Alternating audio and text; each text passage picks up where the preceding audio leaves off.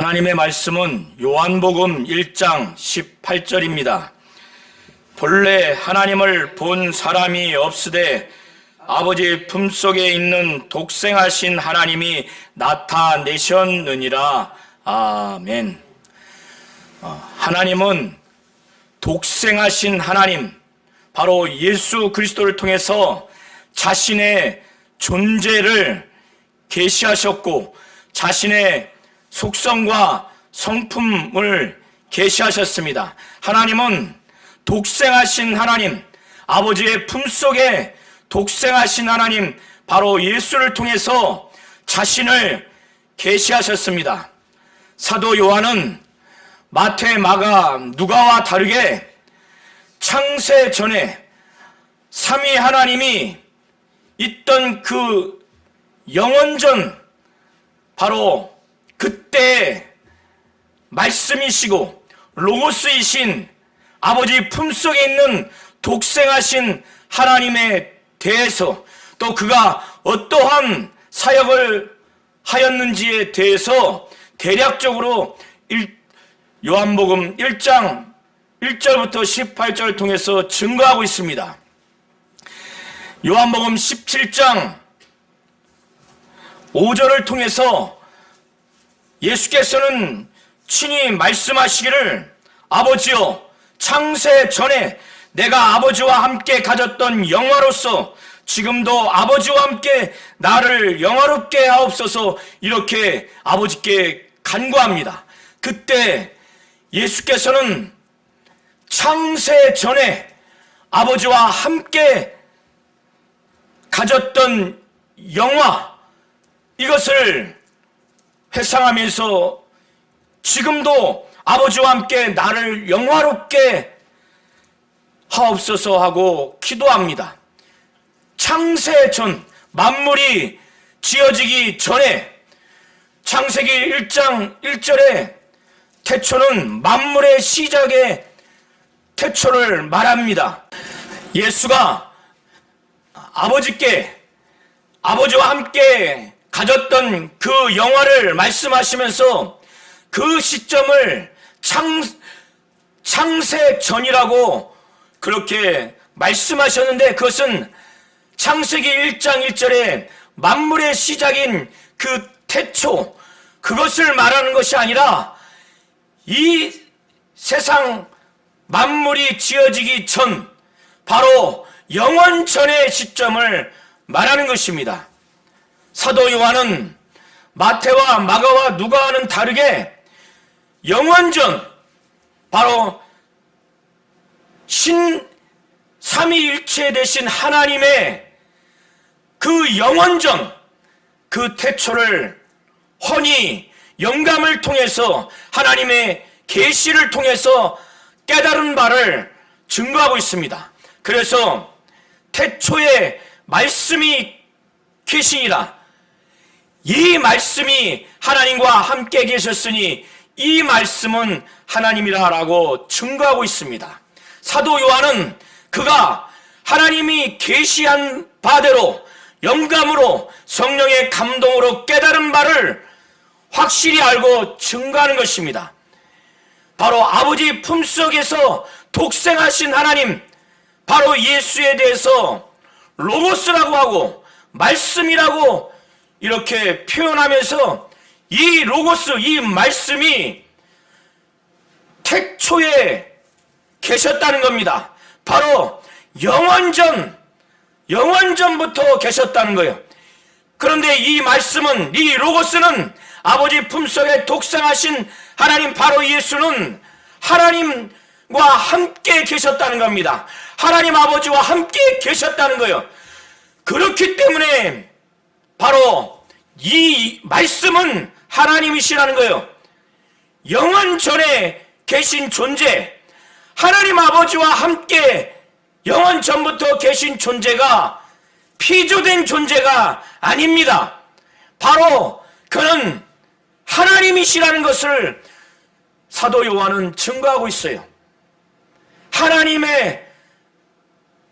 되심은 바로 영원전 태초부터 계셔야 하고, 또 하나님 아버지와 함께 계셔야만이 바로 삼위한 위격으로서 성자 하나님이 되실 수 있는 겁니다. 물론 이것이 조건으로서 충족되어야만이 하나님이시라고 하는 것은 아닙니다. 성자 하나님이 되기 위해서 당연히 따라줘야 하고 당연히 지녀야 하는 요소라고 하는 것입니다.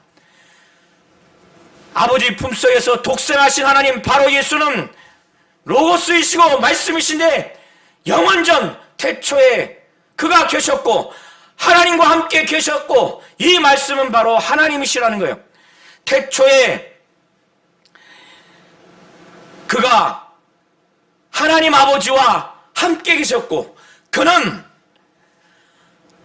말씀이 육신이 되어서 바로 죄 있는 인간들 가운데 죄가 있는 이 세상, 어둠이 가득하고 마귀가 지배하는 이 세상 가운데 오셨습니다. 만물은 바로 하나님이 이 예수로 말미암아 창조하셨어요. 그가 지으신 모든 것이 그로 말미암지 않은 것이 단 하나도 없습니다.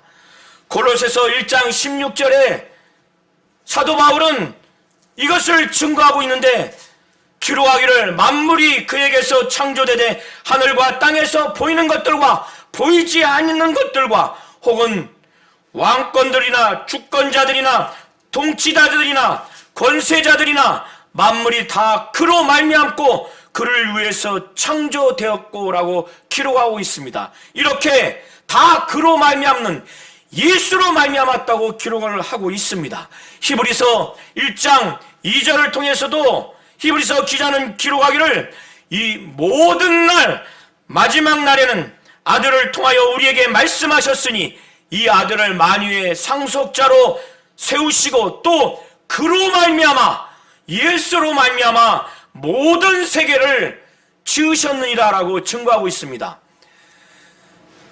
이 말씀 로고스가 바로 그가 태초에 하나님과 함께 계셨고 만물이 그로 말미암아 지은 바 되었으니 지은 것이 하나도 그가 없이는 된 것이 없다라고 이렇게 기록하고 있습니다.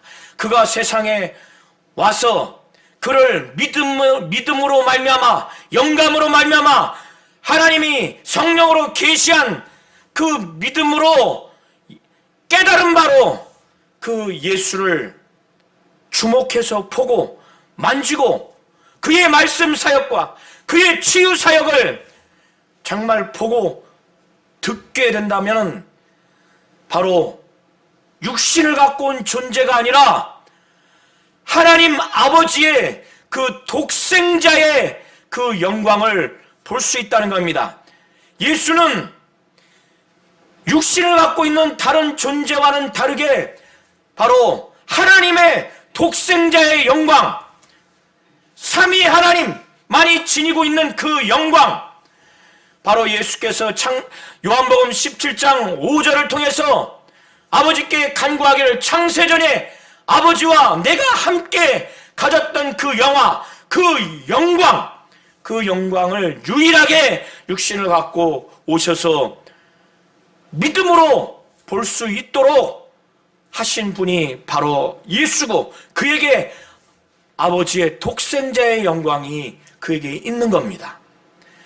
이 예수는 바로 창조 사역을 할 뿐더러 그 안에는 하나님만이 가지고 있는 그 생명을 예수는 이 땅에 가지고 오셨습니다. 이 생명은 피조된 육체의 생명이 아니고 창조주 하나님, 바로 영원한 존재이신 영원히 살아계시는 스스로 계시고 자존하시고 전능하시고 전지하신 하나님만이 가지고 계신 그 영원한 생명을 그 아들에게 주셔서 그 아들 안에 이 생명을 가지고 있고 그것을 이 땅에 나타내 주셨습니다. 이 아들 안에 있는 이 생명은 이 세상을 밝히는 사람들을 살리고 사람들이 갈 바를 알지 못하는 그 생명의 길을 인도하는 사람들의 빛입니다. 그 예수는 바로 참빛이에요. 그가 참빛인데 곧 세상에 와서 각 사람에게 비치는 빛입니다. 이 세상은 사망입니다. 사망의 상태가 어둠인데 어떻게 사망이 왔고 어떻게 어둠 가운데 이 세상은 엄습하고 있는가? 그것은 바로 하나님과 단절됐기 때문에, 의로우신 하나님과 단절된 아담 이후로 범죄했기 때문에 그 죄로 인해서 이 세상 사람들은 죽음을, 사망을 맞이하게 됐고, 이 사망의 상태가 바로 어둠입니다. 이 죄의 기원은, 이 죄는 누구로부터 왔느냐? 바로 마귀로부터 온 것입니다. 마귀는 처음부터 범죄한 자요, 아담을 또 하와 그 부부를 꾀어서 불순종하게 해서 사망이 엄습하게 됐습니다. 그러나 하나님의 의가 있어야 하나님의 생명으로 영원히 살 수 있는데, 하나님의 의가 충만한 자가 바로 독생하신, 아버지 품속에서 독생하신 말씀이신, 로고스이신 바로 예수인데, 그 예수가 의가 충만하고 그에게 생명이 충만해서 그 생명이 가득한 상태가 바로 빛인 상태입니다. 그러나 하나님의 생명이 가득한 이 예수가 육신으로 오셔서 세상에 이 빛을 비추었지만, 이것이 영원히 죽은 사망을 살리는 생명의 빛이라는 것, 사망의 상태, 어둠을 물러가게 하고 마귀를 대적하는 그 생명의 빛이라고 하는 것을 깨닫지 못하는 것입니다. 이 세상의 사망의 상태, 어둠은, 마귀는, 죄악은 의가 가득하고 생명이 가득한 이 빛을 이길 수가 없는 겁니다. 하나님은 이 참빛, 이 빛, 바로 예수를 증거하기 위해서 예수 앞에 6개월 전에 침례 요한을 잉태하게 하시고 예수보다 먼저 사역을 하게 하셨습니다. 그것은 침례 요한이 그가 빛이라는 것이 아니라, 바로 자신이 메시아 그리스도라고 하는 것이 아니라, 침례 요한은 하나님으로부터 보내심을 받았는데 그는 예수가 참 빛이라는 것, 바로 메시아요 그리스도라고 하는 것, 이것을 증언하게 하기 위해서 침례 요한을 보냈습니다. 그래서 침례 요한은 자기의 사명을 알고 그는 그 전에 자신이 강력하게 믿음으로 외쳤습니다. 사도 요한을 그것을 기록하고 있는데 15절에 기록하기를, 요한이 예수에 대해서 증언하여 외쳐서 말하기를, 내가 전에 말하기를 내 뒤에 오시는 이가 나보다 앞선 것은 나보다 먼저 계심이라는 것이 이 사람을 가리킴이라, 이렇게 증언한 것을 사도 요한은 15절에 기록하고 있습니다. 침례 요한이 예수와 친척지간이지만 6개월 전에 태어났고, 또 그가 공적 사역도 먼저 시작했지만 그가 예수에 대해서 전에 아주 큰 소리로 외쳐서 증언하기를, 이 예수가 나보다 앞섰다고 하는 것은 나보다 뛰어나다고 하는 것입니다. 그는 메시아요 그리스도요 하나님이요 하나님의 아들로서, 바로 자신은 여인이 낳은 자보다 가장 큰 자지만은, 선지자, 율법과 선지자의 마지막이지만은, 그러나 자기와 비교할 수 없을 만큼 앞섰다는 겁니다. 뛰어나다는 것입니다. 그 본질적인 이유가 무엇이냐면, 침례 요한은 나보다 앞선 것은 나보다 먼저 계심이니라, 나보다 먼저 계시다는 거예요. 이 예수는 사도 요한이 증거한 것처럼 태초부터 말씀이신 로고스이신 그가 아버지 품속에서 독생하신 선재하신 바로 예수입니다. 그러기 때문에 침례 요한보다 앞섰다고 뛰어나다고 그렇게 증거한 것입니다. 예수께서는 자기가 지은 창조한 이 세상에 왔지만은 세상은 그를 알지 못했습니다. 그리고 유대 민족으로서 유대 그 이스라엘 민족 그 땅 가운데 그 민족 가운데 왔지만은 정작 이 예수를 그들은 환영하고 믿지 아니하고 오히려 영접하지 않았습니다. 그러나 사도 요한은 그 중에 일부가 예수를 영접한 사실을 말합니다. 예수가 하나님이고 하나님의 아들 메시아요 그리스도라고 하는 그의 신분과 그의 말씀 사역, 그의 치유 사역을 적극적으로 환영하고 그걸 믿고 그걸 받아들인 자들이 있다는 거예요. 영접하는 자, 바로 곧 그 이름을 믿는 자들이 생겼다는 거예요. 예수를 믿는 것과 그 예수를 영접하는 것과 그 예수의 이름을 믿는 것은 별개가 아닙니다. 그건 분리할 수가 없습니다. 그것은 동일한 행위입니다. 예수와 예수의 이름은 분리할 수가 없어요. 이 이름은 창세전에 삼위 하나님이 가지고 있던 이름입니다. 본질적으로 본래적으로 아버지의 이름입니다. 이 아버지의 이름을 아버지는 독점하셨지만은 말씀이 육신에 오신 아들에게 아버지의 이름을 주셔서 제자로부터 시작해서 이 이름을 알게 했습니다. 아버지의 사랑을 알게 하고 예수가 그들과 함께 하기 위해서 이 이름을 알게 했습니다. 예수가 부활하신 이후에 아버지께 간구하여 성령을 믿는 자들 가운데 보내서 성령으로 말미암아 성령은 예수의 이름으로 말미암아 믿는 자들 안에 임하셨습니다. 이렇게 예수의 이름은 아버지의 사랑을 알게 하고 또 예수가 영원토록 함께하는 그런 놀라운 역사를 일으키게 합니다. 예수께서는 그가 살아 계실 때 이 예수의 이름으로 제자들을 보존하고 지켰다고 말씀하시고 그가 이제 부활 승천하는 그것이 임박했을 때 아버지께 이 이름으로 저희들을 보존하고 지키게 해달라고 그렇게 간구했습니다. 이 예수의 이름을 영접하는 자는 하나님의 자녀가 되는 권세를 하나님이 주신다는 겁니다. 이 하나님의 자녀가 되는 권세는 유대인 출신이라고 하는 이 혈통적으로 얻어지는 것이 아닙니다.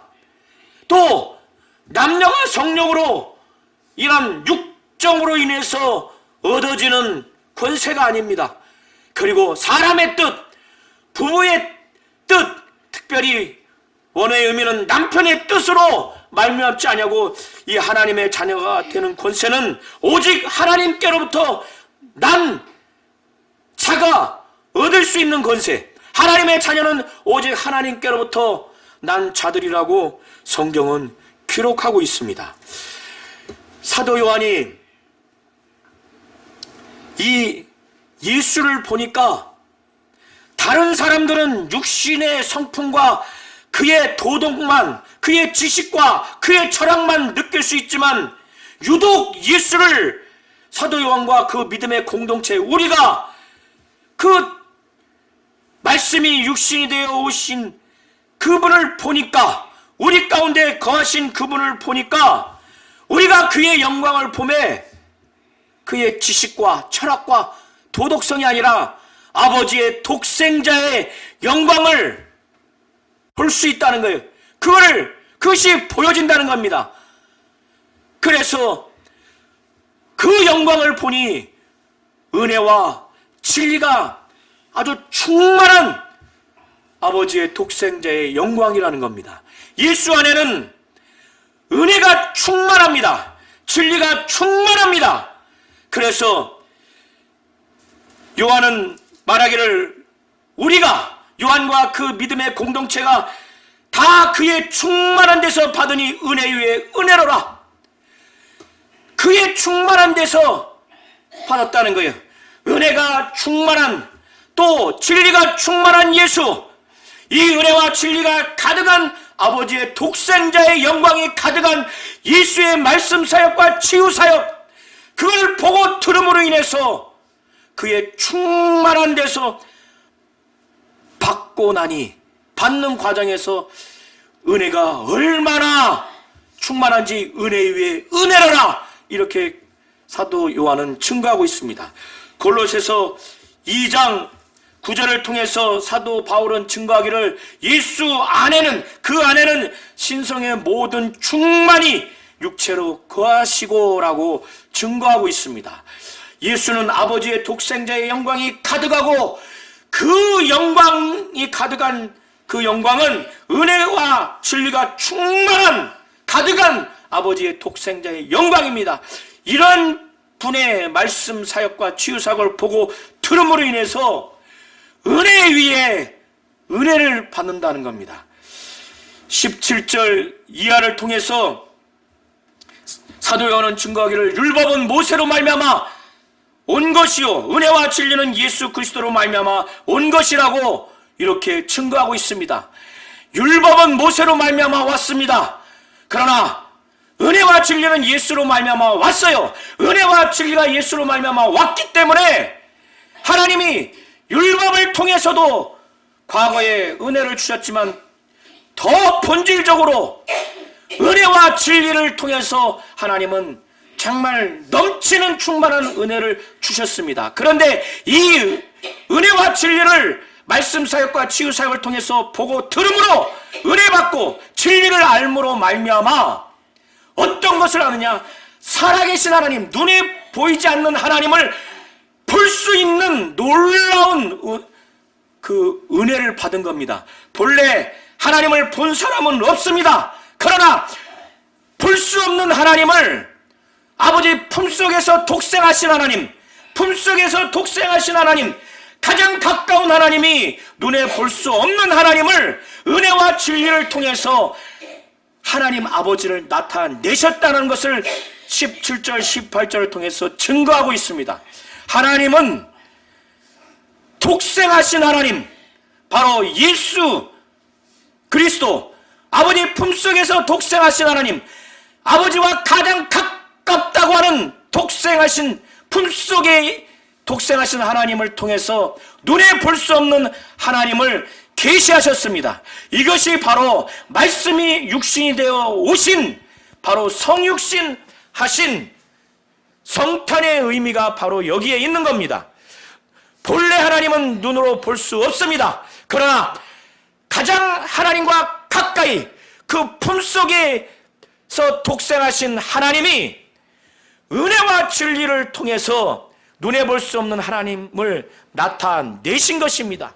이것이 말씀이 육신이 되어 오셔서 바로 이런 놀라운 역사를 하신 것입니다. 하나님은 눈에 볼 수 없는 하나님이시나 그 눈에 볼 수 없는 하나님을 아버지 품속에 계신 독생하신 하나님 예수를 통해서 바로 자신을 나타내 주셨습니다.